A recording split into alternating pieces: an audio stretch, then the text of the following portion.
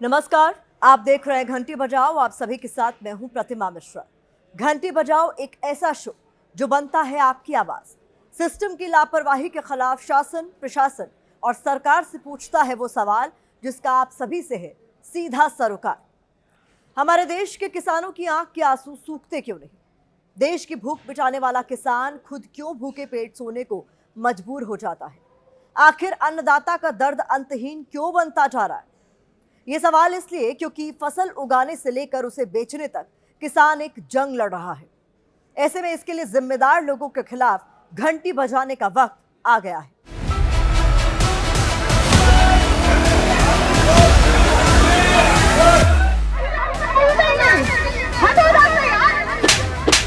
हमने मैम से कहा मैम हमें टोकन चाहिए, हमें खाद लेना, मैं 4 हफ्ते से आ रही हूँ।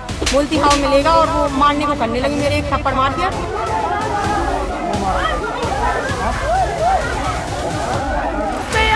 5 बजे के आए हैं, देखिए।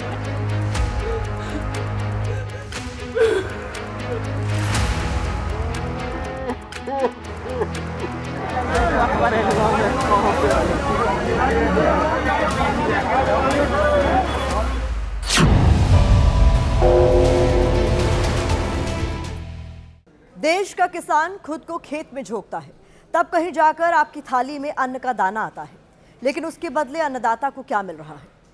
थप्पड़। जी हां, थप्पड़। हम पहले भी बता चुके हैं, हिंदुस्तान में किसानों के लिए खाद एक खोज बनती जा रही है और इस खोज का कोई छोर फिलहाल तो नजर नहीं आता। हम ऐसा इसलिए कह रहे हैं क्योंकि शासन प्रशासन दावे तो खूब कर रहा है, लेकिन जमीनी हकीकत उसके उलट है। खाद के लिए किसान हर दिन घंटों लंबी लाइन में खड़ा हो रहा है, बावजूद इसके घर उसे खाली हाथ ही जाना पड़ता है।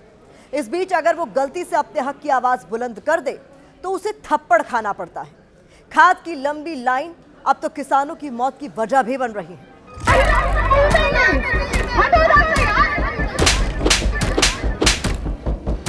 मध्य प्रदेश के छतरपुर की रहने वाली गुड़िया स्कूल छोड़कर खाद की लाइन में लगती है, लेकिन उसे मिलता क्या है? थप्पड़। हमने मैम से कहा मैम हमें टोकन चाहिए, हमें खाद लेना, मैं 4 हफ्ते से आ रही हूँ। बोलती हाँ मिलेगा और वो मारने को करने लगी, मेरे एक थप्पड़ मार दिया। गुना की रहने वाली भूरिया बाई 2 दिन तक खाद वितरण केंद्र के चक्कर लगाती हैं। एक रात कड़ाके की ठंड में केंद्र के बाहर ही खाद की उम्मीद में सो जाती हैं। तबीयत बिगड़ती है, जान चली जाती है। रात के ठंड के कारण ही हुई है वो घटना। तो टीकमगढ़ के जमुना कुशवाहा 2 दिन खाद की खोज में निकलते हैं। 8 तारीख को भी खाद के दीदार को सुबह सुबह भूखे प्यासे लाइन में खड़े हो जाते हैं। तबीयत बिगड़ती है, इलाज के दौरान मौत हो जाती है। अरे भाई 2 दिन से खाद लेने जा रहे थे तो बड़ौदा घाट में लाइन में लगे हुए थे। उसके बाद वहाँ पे करीब 11 बजे करीब उनको पसीना आया, उल्टी वगैरह हुई। नरसिंहपुर की इस बुजुर्ग महिला की आंख में आंसू इसलिए हैं क्योंकि इन्हें खाद नहीं मिल रही। ये भी हर दिन अपने घर से खाद मिलने की उम्मीद में निकलती हैं और लौटती हैं आंसुओं से भरी इन आंखों के साथ। तो क्या किसानों के लिए खाद कभी ना पूरा होने वाला सपना बन चुकी है? क्या खाद के लिए किसानों को अपनी जान देनी पड़ेगी, थप्पड़ खाना पड़ेगा? अगर नहीं तो सौरा मंडल की नायब तहसीलदार रितु सिंघई ने गुड़िया को थप्पड़ क्यों मारा? क्यों उसके बाल खींचने की कोशिश की? क्यों उसे धक्का दिया? गुना की भूरिया बाई और टीकमगढ़ के जमुना कुशवाहा को 2 दिन भटकने के बाद भी आखिर खाद क्यों नहीं मिली? कौन है इसका जिम्मेदार? कौन है जो किसानों को लंबी लाइन में खड़ा होने पर मजबूर कर रहा है? कौन है जो अन्नदाता को खून के आंसू रुला रहा है? किसान खाद के लिए रो रहा है, थप्पड़ खा रहा है, जान दे रहा है, लेकिन हमारे नेता इस बात का दम भरते नहीं थक रहे। खाद की कोई कमी नहीं। जो कमी आपको दिख रही है वो कमी है नहीं। 1,33,000 मैट्रिक टन यूरिया हमने मांगा था, उतना मिल गया और वितरण हो रहा है। लाइन थोड़ी इसलिए लग रही कि हम पहले टोकन देते हैं, तो टोकन एक दिन पहले दे दिया तो जैसे फर्टिलाइजर आता है वो भीड़ वहाँ उमड़ आती है। बाकी कोई कमी नहीं है फर्टिलाइजर। खाद की कोई कमी नहीं, खाद की कोई कमी नहीं। खाद को लेकर आपने नेताओं के दावे सुन लिए, अब आपको जमीनी हकीकत से रूबरू कराते हैं। एमपी के कृषि मंत्री एंदल सिंह कंसाना के दावों की हकीकत जानते हैं, जिसके लिए एबीपी न्यूज संवाददाता अंबुज पांडे सीहोर के खाद वितरण केंद्र पहुंचे। देखिए यहाँ क्या लिखा है। डीएपी नहीं है, यूरिया नहीं है।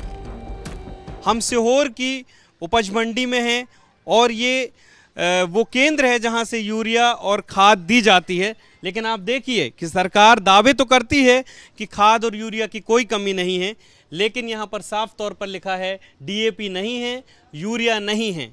आप देखिए ये जो पत्थर हैं ये बता रहे हैं कि किसान इस तरीके से अपने नामों की पर्चियां लगा करके यहाँ सुबह से खड़े हो जाते हैं और उनकी बारी जब आती है तो कई बार उन्हें उनकी ज़रूरत के मुताबिक खाद यूरिया नहीं मिल पाती, या कई बार तो खाद और यूरिया उनकी बारी आने से पहले खत्म ही हो जाती है।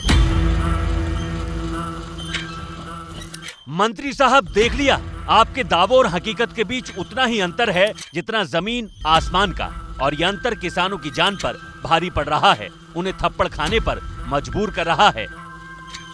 हैरानी की बात तो यह है कि इस बारे में जब सूबे के मुखिया मोहन यादव से सवाल किया गया तो उनका कहना था इतने बड़े राज्य में एक दो घटनाएं होती रहती हैं। सीएम साहब पूछते हैं भोपाल और सीहोर में खाद की लाइन दिख रही है क्या, जबकि अभी हमने सीहोर की जमीनी हकीकत आपके सामने रखी। भोपाल में कभी आपको खाद की लाइन दिख रही क्या? सीहोर में खाद की लाइन दिख रही क्या? रायसेन, नर्मदापुरम, ये एक आध दो जगह घटना कुछ मानवीय गलती से कोई होती है तो हम उस पर कार्रवाई भी करते हैं। तो क्या ये मान लिया जाए सीएम साहब को ये पता ही नहीं है खाद को लेकर उनके सूबे में क्या संकट है? किसान कैसे एक बोरी यूरिया के लिए मारा फिर रहा है? यहाँ पर तो लिखा है कि यूरिया नहीं है, खाद नहीं है। नहीं है सर, नहीं मिल रही है खाद। यहाँ पे यूरिया ही नहीं है और लाइन आज तो फिर भी बहुत कम है, नहीं तो वहाँ तक 50-100 आदमी रोज लाइनों में लगे रहते हैं। बड़ी उम्मीद से खाद लेने आए थे सर, यहाँ पत्थर और कई लोग मिले ही नहीं। यहाँ पे लिखा है यूरिया नहीं मिलेगा, वापस मायूस होके जा रहे हैं। फसल में पानी की जरूरत है, दूसरा पानी लगाया, अब ऐसे ही लगाएंगे साहब। वैसे खाद केवल मध्य प्रदेश के किसानों के लिए ही खोज बनकर नहीं रह गई है। यूपी, राजस्थान के किसानों का हाल भी अलहदा नहीं है। यहाँ भी अन्नदाता खाद वितरण केंद्रों के बाहर भटक रहा है, लेकिन मिल कुछ नहीं रहा। ये वक्त रबी फसलों जैसे गेहूं, जौ, चना, मटर, सरसों, आलू का है। पहली और दूसरी सिंचाई का समय चल रहा है। ऐसे में किसानों को यूरिया की जरूरत है, जो उन्हें नहीं मिल रहा। ऐसा क्यों है, ये जानने एबीपी न्यूज संवाददाता मोहम्मद मोइन सीकर के यूरिया वितरण केंद्र के हेडक्वार्टर पर पहुंचे। काउंटर सूना पड़ा हुआ है। काउंटर पर खाद वितरण की फिलहाल कोई व्यवस्था नहीं है। ये तस्वीर आपको दिखाते हैं कि देखिए यहाँ पर जो किसान हैं जब लगातार चक्कर काटते हुए थक जाते हैं, बार बार सवाल पूछते हैं, तो जो जिम्मेदार अधिकारी हैं, कर्मचारी हैं, वो अपनी सीटों को छोड़ देते हैं। ये तमाम किसान यहाँ पर खड़े हुए हैं, इनको खाद नहीं मिल पा रही है। क्या जवाब है आपके पास? खाद के अभी अपने 10 दिन पहले 280 कट्टे आए थे और उन कट्टों की अभी कल शाम को ही खत्म हो गए। अब हमने मांग रख रखी है, डिमांड आते ही जैसे ही सप्लाई आएगी हम किसानों को देंगे। ये हाल जिले के यूरिया वितरण केंद्र के हेडक्वार्टर का है, तो सोचिए छोटे वितरण केंद्रों की स्थिति क्या होगी। इस तस्वीर को किरोड़ी सिंह मीणा को जरूर देखना चाहिए, ताकि अगली बार वो इस बात का दम ना भर सके कि खाद की कोई कमी नहीं।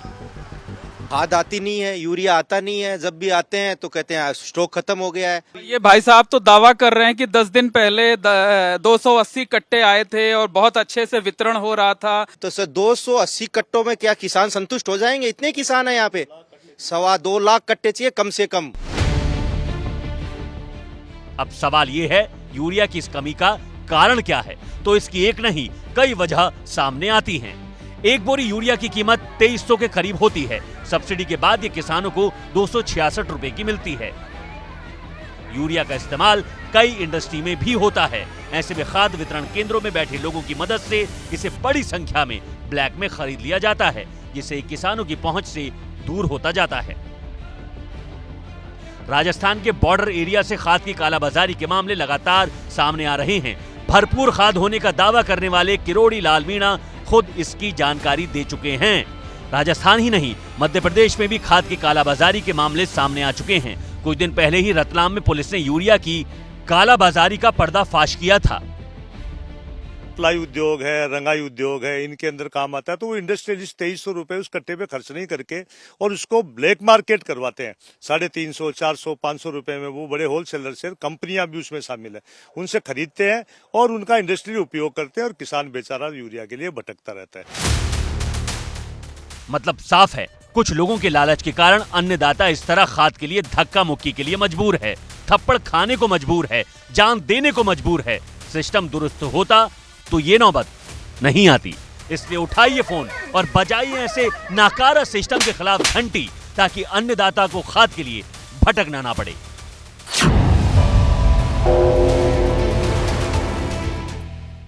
मध्य प्रदेश के किसानों को तो दोहरी मार सहनी पड़ रही है। एक तरफ उन्हें खाद नहीं मिल रही, दूसरी तरफ फसल का सही दाम। एमपी में किसानों को 1 किलो प्याज के बदले महज 40 पैसे मिल रहा है। सोचिए, 40 पैसे। मुनाफा तो दूर की कौड़ी है, किसान के लिए लागत निकालना तक मुश्किल हो गया है। ऐसे में अब किसान सरकार तक अपनी आवाज पहुंचाने के लिए कड़ी मेहनत से उगाई प्याज को सड़क पर फेंकने को मजबूर है। किसानों की इस हालत के जिम्मेदार सिस्टम के खिलाफ आपका घंटी बजाना बेहद जरूरी है।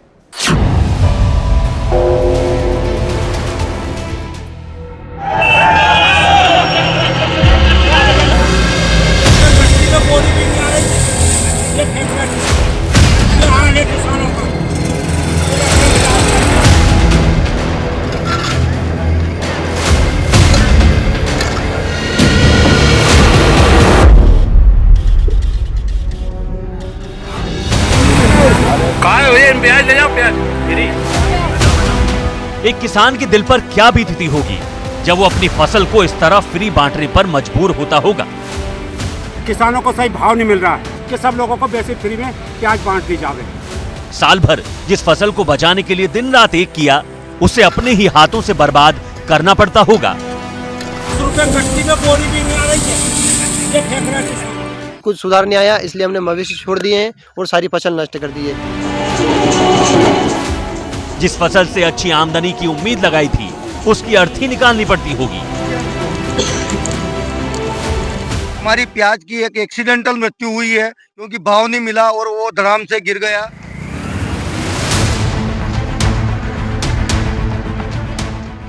प्याज की खेती के मामले में मध्य प्रदेश का नंबर देश में दूसरा है। देश के कृषि मंत्री शिवराज सिंह चौहान मध्य प्रदेश से आते हैं। बावजूद इसके यहाँ का किसान अपनी प्याज की फसल को इसलिए बर्बाद कर रहा है क्योंकि मंडी में उसे इसकी सही कीमत नहीं मिल रही। ये प्याज जो है यहाँ पर उग गई है, अब ये किसी काम की नहीं है, इसकी कोई कीमत नहीं है।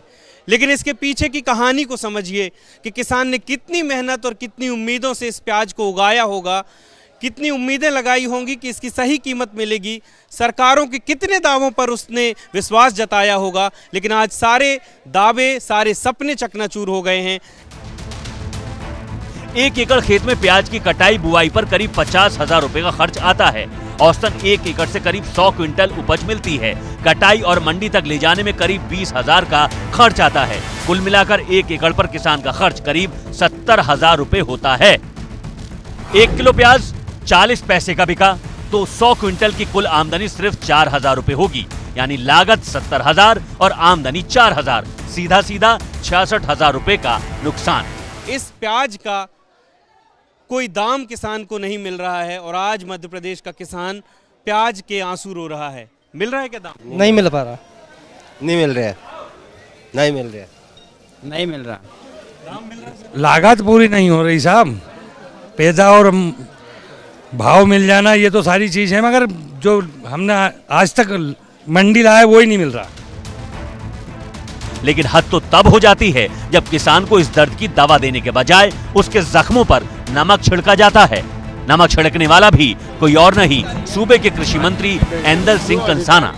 होना तो ये चाहिए था कि मंत्री जी ये जानने की कोशिश करते किसानों को प्याज सड़क पर क्यों फेंकनी पड़ रही है, फ्री में क्यों बांटनी पड़ रही है। उसको उसकी फसल के दाम कम क्यों मिल रहे हैं? लेकिन मंत्री जी तो किसानों का मजाक उड़ा रहे हैं, कह रहे हैं फसल अच्छी हो रही है इसलिए किसान प्याज फेंक रहे हैं। आवक अच्छी हुई है इसलिए फेंक रहे हैं ना।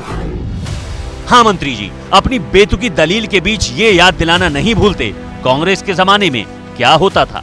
कांग्रेस के राज में तो प्याज होती नहीं थी, पानी मिलता नहीं था, प्याज नहीं होती थी, प्याज का कोई फसल नहीं होती थी।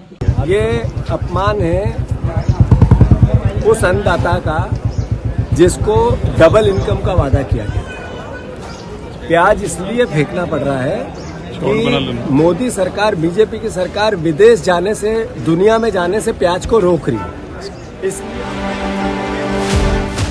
जब सूबे का मंत्री ही किसान की हालत का मजाक बनाए तो उसके सामने दो ही रास्ते बचते हैं, या तो औने पौने दाम में अपनी फसल बेच दे या फिर अपना विरोध जताने के लिए उसे इस तरह बर्बाद करे ताकि शासन प्रशासन तक उसकी आवाज पहुंचे। ऐसे सिस्टम को जगाने के लिए आपका घंटी बजाना इसलिए जरूरी है क्योंकि जो प्याज एमपी के सीहोर में किसान 40 पैसे में बेचने पर मजबूर है, दिल्ली में बैठा आम आदमी उसी प्याज को 40 रुपए किलो खरीदने को मजबूर है, यानी 40 गुना ज्यादा दाम में। जी प्याज खरीद? हाँ जी, प्याज ले रहे थे। अच्छा, कितने रुपए किलो? 40 बोल रहे हैं। 40 रुपए किलो प्याज में इतनी महंगी क्यों आपने? पता नहीं, पिछले हफ्ते तो 30 था, अब 40 रुपए बोल रहे हैं। अब सवाल ये है, आखिर जिस प्याज की पिछले सीजन में अच्छी कीमत मिल रही थी वो प्याज अब किसान को क्यों रुला रहा है? भूखा मर जाएगा, प्याज लगेगा, सारा अनाज भी नहीं बोयो। क्या इसके लिए एक्सपोर्ट ही एक वजह है या फिर बिचौलिए बीच में खेल कर रहे हैं? बिचौलियों का भी रहता है, आड़ती भी रहते हैं, बाहर जो रहते हैं। अब सरकार इसमें अगर तय करे तो इंपोर्ट एक्सपोर्ट खोले तो उसमें रेट बढ़ने के चांसेस बढ़ जाते हैं। पहले तो किसान को खाद नहीं मिलती, खाद मिल जाए और फसल अच्छी हो जाए तो मंडी में दाम नहीं मिलते। ऐसे में किसान करे तो क्या करे? अपना दुखड़ा रोए तो किससे रोए? क्योंकि जिनके ऊपर किसानों की समस्या का समाधान निकालने की जिम्मेदारी है वो तो अपने बेशर्म बोल से उनका दर्द दोगुना कर रहे हैं। किसान कहीं खाद के लिए थप्पड़ खा रहा है, कहीं अपनी फसल अपने ही हाथ से बर्बाद कर रहा है। बावजूद इसके उसकी समस्या का समाधान नहीं हो रहा। ऐसे में सवाल उठता है, क्या इस देश में किसान होना एक अभिशाप बन गया है? क्योंकि खाद की लाइन में लगने और फसल सही दाम में बेचने की जंग के बीच अब अन्नदाता सिस्टम से अपनी जमीन बचाने की भी लड़ाई लड़ रहा है। इसके लिए उसको पुलिस की लाठी तक खानी पड़ रही है। आंसू गैस के गोले छोड़ दिए गए हैं इस प्रदर्शन को तितर बितर करने के लिए, और फैक्ट्री की दीवार तोड़ी जा रही है ट्रैक्टरों के द्वारा। अगर सिस्टम समय रहते जाग गया होता तो किसानों को अपने ट्रैक्टर की टक्कर से इन दीवारों को नहीं गिराना पड़ता, इन खंभों को उखाड़ना नहीं पड़ता। देखिए नौजवानों का स्टंट देखिए किस तरह से दीवार को तोड़ रहे हैं। शासन प्रशासन ने समय रहते किसानों की आवाज सुन ली होती तो ये गाड़ियां इस कदर धू-धू कर जल नहीं रही होती। राजस्थान के हनुमानगढ़ में जो हुआ, कौन है उसका जिम्मेदार, किसान या फिर सिस्टम?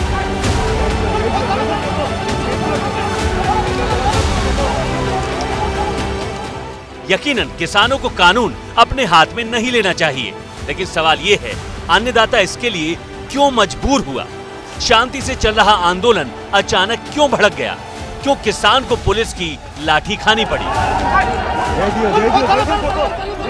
राजस्थान के हनुमानगढ़ स्थित टिब्बी तहसील के राठी खेड़ा के पास एशिया की सबसे बड़ी इथेनॉल फैक्ट्री बनाई जा रही है।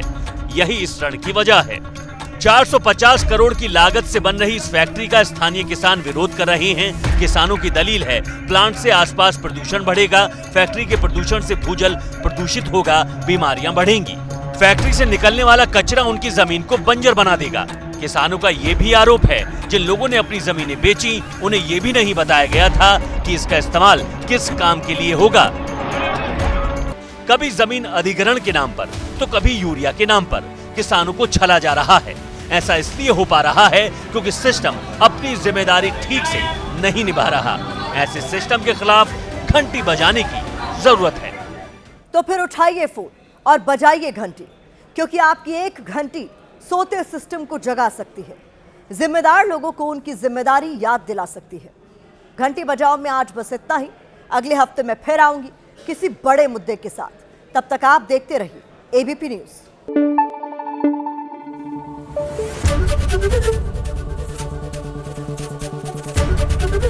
एबीपी न्यूज आपको रखे आगे।